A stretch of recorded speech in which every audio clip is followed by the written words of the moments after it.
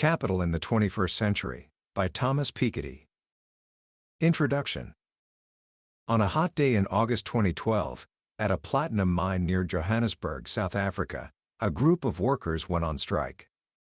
They weren't asking for the world. They were asking to double their monthly wage from about €500 to 1,000. It was a desperate plea for a more decent share of the immense wealth they pulled from the earth every single day. The mine's owners were based in London, a world away. The conflict escalated. And then, the unthinkable happened. Police opened fire on the striking miners with live ammunition. 34 men lost their lives that day. After the tragedy, the company offered a raise. €75 a month. This heartbreaking story isn't just a story about a strike. It's a story about a question that has haunted us for centuries, a question that has sparked revolutions, toppled empires, and shaped the very fabric of our lives. How should the fruits of our collective labor be divided? What share goes to the people who work, and what share goes to the people who own? For generations, this question has been debated with more passion than fact, more ideology than evidence. Some say the rich get richer and the poor get poorer, and that's just the way of the world. Others promise that a rising tide of growth will lift all boats, and that we just need to be patient. But what if both of these stories are wrong? What if there's a fundamental code, a simple but relentless formula, that drives the engine of inequality? That's the question that haunted a French economist named Thomas Piketty. He wasn't satisfied with the old stories or the easy answers. So he embarked on an unprecedented journey, a 15-year quest through 3 centuries of data, from the French Revolution to the present day, across more than 20 countries. He became a detective of data, digging through dusty tax records, inheritance files, and national accounts to uncover a pattern that had been hiding in plain sight. The book he wrote, Capital in the 21st Century, became an unexpected global phenomenon. It's a dense, challenging book, but its core message is shockingly simple. And that's what we're going to explore today. By the end of our time together, you will understand the single, simple formula that has governed the rise and fall of fortunes for centuries. A formula so powerful it explains why the past often devours the future, and what that means for your own life, your opportunities, and the world you're about to step into. This isn't just economics, it's the hidden architecture of our society. And understanding it will change the way you see the world forever. Book summary. For as long as people have thought about money and society, they have worried about how it's all divided up. Back in the late 18th and early 19th centuries, thinkers like Thomas Malthus and David Ricardo looked at the world and saw a future of scarcity and conflict. For them, the great struggle was over land. There's only so much of it, and as the population grows, the landowners, the wealthy few, would inevitably claim a larger and larger share of everything produced, leaving less and less for everyone else. The price of land, they predicted, would rise to terrifying heights, creating a society of permanent landlords and permanent tenants. It was a grim prediction. Then came the Industrial Revolution, and the central conflict shifted from land to factories. The new source of anxiety wasn't the price of farmland, but the staggering misery of the industrial working class. In cities like Manchester and Paris, people worked brutally long hours for wages so low they could barely survive, all while the owners of the factories, the capitalists, were accumulating fortunes of an unprecedented scale. It was in this world that Karl Marx sat down to write Capital. He looked at this dynamic and saw an unstoppable machine. He called it the principle of infinite accumulation. In his view, the very nature of capitalism was to concentrate wealth into fewer and fewer hands, with no natural limit. Either the capitalists would clash violently with each other as profits fell, or the workers, pushed to the brink, would rise up in revolution. For Marx, capitalism was digging its own grave. But then, something unexpected happened. The apocalypse Marx predicted never came to pass. Starting in the last third of the 19th century, wages began to rise. The purchasing power of the average worker started to improve, slowly at first, and then more steadily. The world didn't end in a great revolutionary firestorm. Instead, it moved into the 20th century. And in the middle of that century, another economist came along with a story that was the complete opposite of Marx's. His name was Simon Kuznets. Kuznets told a story that was less of an apocalypse and more of a fairy tale. He was the first economist to have access to real, long-term data on income inequality, thanks to the creation of the income tax in the United States. And what his data showed was remarkable. Between 1913 and 1948, inequality in America had fallen dramatically. The share of income going to the top 10% had dropped from nearly 50% down to around 30 to 35%. Based on this, Kuznets proposed a beautiful, optimistic theory that became known as the Kuznets curve. The idea was that as a country develops, inequality first increases, but then it naturally and automatically starts to decrease. The early stages of industrialization are messy, he argued, and only a few people benefit. But eventually, as society matures, the benefits of growth spread to everyone. The philosophy of the era was summed up in a simple phrase: a rising tide lifts all boats. For decades, this was the prevailing wisdom. It was a comforting thought. It suggested that the market, left to its own devices, would eventually solve the problem of inequality for us. But Thomas Piketty, looking back with more data and a longer historical perspective, discovered something disturbing. The fairy tale wasn't true. Kuznets himself knew his theory was mostly speculation. The sharp drop in inequality he observed wasn't a gentle, natural process.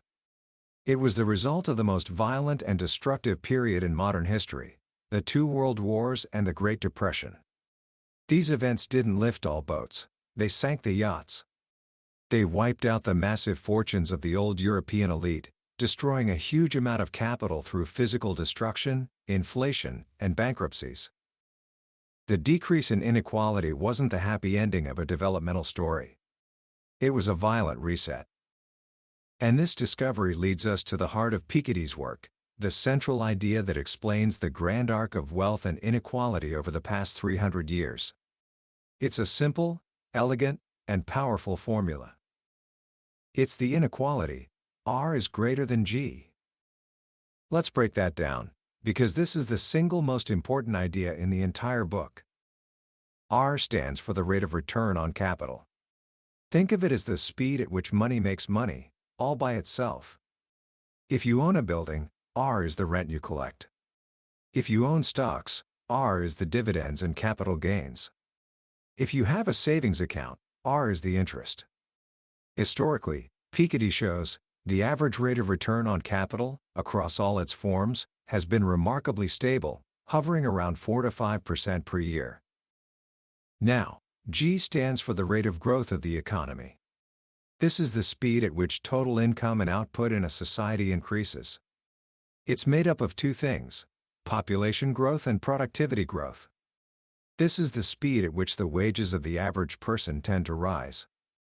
Historically, the rate of economic growth has been much lower and more variable than the rate of return on capital. For most of human history, G was close to zero. Even in the 19th century, with the Industrial Revolution in full swing, it was only around 1 to 1.5% per year. So, what happens when R is greater than G? It means that wealth accumulated in the past grows faster than wealth created from work and output.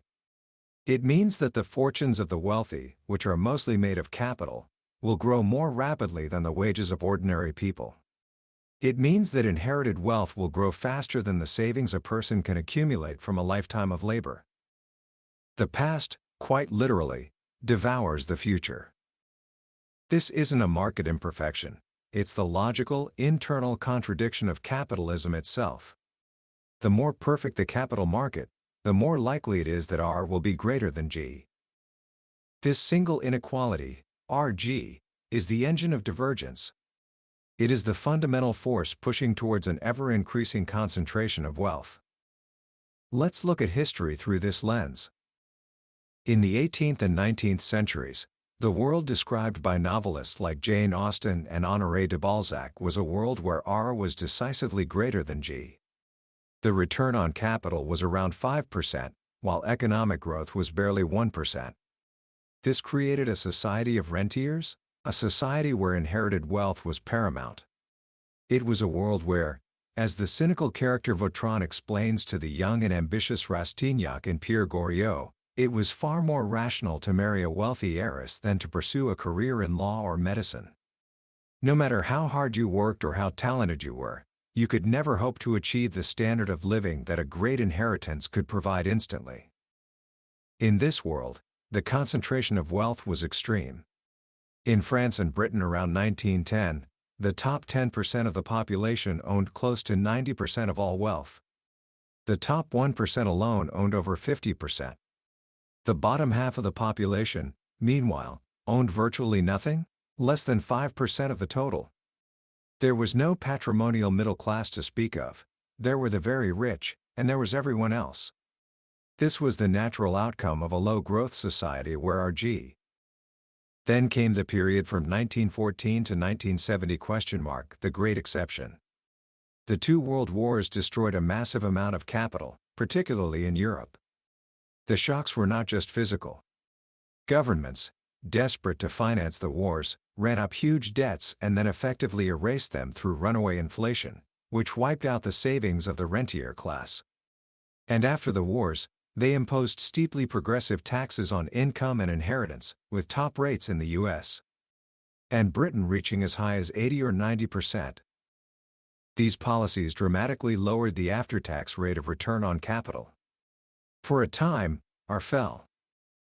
At the very same time, economic growth, G, soared to unprecedented heights, especially in Europe and Japan, which were rebuilding from the ashes of war and rapidly catching up to the United States. For a few glorious decades, G was actually higher than R. For the first time in history, the inequality was reversed. Labor and merit seemed to triumph over inheritance. For the generations born between 1910 and 1960, work truly was the most reliable path to success. The share of inherited wealth in the total stock of capital plummeted. Rastignac's dilemma seemed to have been solved. It felt like a new, more just world. But it was an illusion built on the rubble of war and fueled by exceptional, unrepeatable catch-up growth. Since around 1980, we have been living through what Piketty calls the Great Divergence. Economic growth, G, has slowed down across the wealthy world. The baby boom is over, and productivity growth has returned to more modest, historically normal levels. Meanwhile, the return on capital, R, has remained high. The tax revolution of the mid-20th century has been rolled back. Top tax rates on income and inheritance have been slashed, particularly in the United States and Britain. Financial deregulation and globalization have created fierce competition between countries to attract capital, leading to lower taxes on profits and dividends. The inequality RG is back with a vengeance. And we are seeing the consequences all around us. The capital-to-income ratio, the total stock of wealth relative to the annual flow of income, has been climbing steadily in rich countries since the 1970s. In Europe, it's now approaching the levels of the Belle Epoque. Wealth is making a comeback. But this new inequality has two distinct faces. In the United States, we've witnessed the rise of the supermanager. This is an inequality driven not just by capital, but by an unprecedented explosion of very high incomes from labor. The top 1% in America today is dominated by top executives of large firms whose compensation packages have skyrocketed to levels unimaginable a few decades ago. Piketty argues this isn't because they suddenly became vastly more productive. It's because social norms changed. With lower top tax rates, executives had a much stronger incentive to bargain for huge raises, and corporate boards, often made up of their peers, were happy to grant them. The share of national income going to the top 1% in the U.S.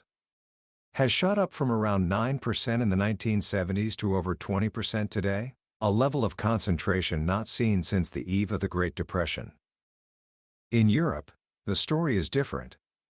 the rise of the supermanager has been far more moderate. Instead, Europe is seeing the return of the rentier. With slower demographic growth than the United States, the RG logic is even more powerful. The annual flow of inheritance, as a percentage of national income, has been climbing steadily. It's not yet at 19th century levels, but it's getting there. Piketty's analysis reveals a crucial transformation. The 20th century created a patrimonial middle class. For the first time, the middle 40% of the population managed to accumulate a significant share of national wealth, about a third of the total in Europe. This was a major historical innovation. But this middle class is now being squeezed. The logic of RG means that wealth is becoming concentrated at the very top once again. What does the future hold? Piketty's projections are sobering. As global growth slows down in the 21st century, as it inevitably will once emerging countries like China and India have finished catching up, the inequality RG will become the global norm. This is amplified by another disturbing fact: the rate of return on capital, R, is itself unequal. The very wealthy don't just have more capital, they get a higher return on it. Piketty shows this with data from university endowments. The largest endowments, like Harvard's and Yale's, consistently earn much higher returns, around 10%, than smaller endowments, around 6%. Why? Because they can afford the best financial advisors and access sophisticated, high-yield investments that are out of reach for smaller investors. The same is true for individual fortunes. Once you have enough wealth, your money starts working much harder for you. This creates a terrifying feedback loop. The wealthy get a higher R, so their wealth grows faster. As their wealth grows, they get access to even better returns, and the cycle accelerates. It is a powerful engine of divergence, a force pushing toward an oligarchic future where a tiny minority owns a vast and ever-increasing share of the world's wealth. So, are we doomed to return to a 19th century world of extreme inequality, a world where merit and effort are secondary to the accident of birth? Piketty argues that it is not inevitable. But avoiding it requires us to reinvent the tools of democracy for a globalized world. The forces of RG are powerful, but they are not laws of nature. They can be regulated. His primary proposal is a progressive global tax on capital. This isn't about punishing the rich or abolishing private property. It's about transparency and regulation. The first goal would be to create a global financial registry, to know who owns what, everywhere in the world. This would make it much harder to evade taxes through tax havens and would give us a clear picture of the true state of global wealth. The tax itself could start at very low rates, perhaps 0.1% on smaller fortunes, rising to 1% or 2% on larger ones, and perhaps higher on multi-billion-dollar fortunes. The goal isn't primarily to raise massive revenue, but to curb the endless spiral of wealth concentration. It's a way to ensure that R doesn't get too far ahead of G, to prevent the past from completely swallowing the future. Piketty admits this is a utopian idea. It would require an unprecedented level of international cooperation. But he presents it as a useful utopia, a benchmark against which we can measure other, more realistic policies. And he warns that the alternative may be far worse: a return to nationalism, protectionism, and capital controls, blunt instruments that would harm the global economy without solving the underlying problem of inequality. In the end, Piketty's message is neither one of Marxist doom nor of Kuznets's cheerful optimism. It is a call to democratic action. The market economy does not exist in a vacuum. It is a social construct, shaped by the political choices we make. The history of the 20th century shows us that we can, when forced by crisis, profoundly alter the distribution of wealth. The challenge of the 21st century is to do so again, this time not through war and destruction, but through peaceful, democratic deliberation. Commentary. So, what do we take away from this monumental journey through the history of wealth? The most powerful, and perhaps most unsettling lesson is that capitalism, left to its own devices, has a natural tendency to generate unsustainable levels of inequality. The idea that economic growth alone will magically solve the problem, that a rising tide will automatically lift all boats, is a comforting myth that the data simply does not support. The great compression of inequality in the 20th century was not the result of a gentle, harmonious process. It was the product of war, revolution, and crisis, a violent and chaotic reset. This matters profoundly today because we are living in a world where the conditions for a new Gilded Age are falling into place. Growth is slowing in the developed world. The return on capital remains robust. And the political will to tax wealth and inheritance progressively is fading in the face of global tax competition.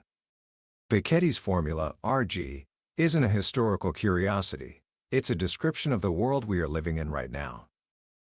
You can feel its effects in your own life. It's in the skyrocketing cost of housing in major cities, which benefits property owners while making it harder for young people to get started. It's in the rising cost of higher education, which increasingly becomes a luxury good accessible only to those whose parents can afford it. It's in the quiet, gnawing feeling that the rules of the game are tilted in favor of those who already have wealth. But Piketty's book is not a prophecy of doom. It is a work of history, and history teaches us that the future is not predetermined. It is the result of the choices we make. His work is fundamentally a call for a more honest and informed democratic debate. So, what can we do? Here are a few simple, practical thoughts to take with you. First, learn to distinguish between income and wealth. We live in a society that talks a lot about income, salaries, wages, bonuses. But the real driver of long-term inequality is wealth, the stock of assets that generates income on its own. Understanding this distinction is the first step to seeing the world through Piketty's eyes. Pay attention not just to how much people earn, but to how much they own. Second, think about the sources of your own future prosperity. Your skills, your education, and your hard work will generate your income from labor, which will grow at the rate of G. But our G tells us that building real, lasting wealth requires more than just a good salary. It requires saving and investing, turning your labor into capital that can start working for you. This isn't about becoming a ruthless capitalist, it's about understanding the system you operate in and using its own logic to build a measure of security and freedom for yourself and your family. And third, and most importantly, engage in the democratic conversation. The level of inequality is not a technical issue, it's a political one. Taxes, social policies, financial regulations, these aren't just boring subjects for economists and politicians. They are the tools we have to shape the kind of society we want to live in. They are the levers we can pull to ensure that the benefits of capitalism are shared more broadly and that the engine of RG doesn't spin out of control. That brings us to the end of our journey through capital in the 21st century. We've explored the grand sweep of history, from the fears of Marx to the hopes of Kuznets, and landed on Piketty's powerful insight. But a conversation like this is just the map. The book itself is the territory. The real discoveries happen when you're reading, and a sentence or a story suddenly clicks, connecting the dots of history to the world you see around you. This summary is my invitation to you. If any of these ideas have sparked your curiosity, I truly hope you'll pick up a copy. Reading it isn't just about learning economics, it's about understanding the deep forces that will shape your future. The link is waiting for you in the description. Also, if you found this summary valuable, please do me a small favor and hit that like button and subscribe to the channel. It lets me know we're on the right path and ensures you won't miss our next journey into another life-changing book from the billionaire's bookshelf. Let's keep growing together.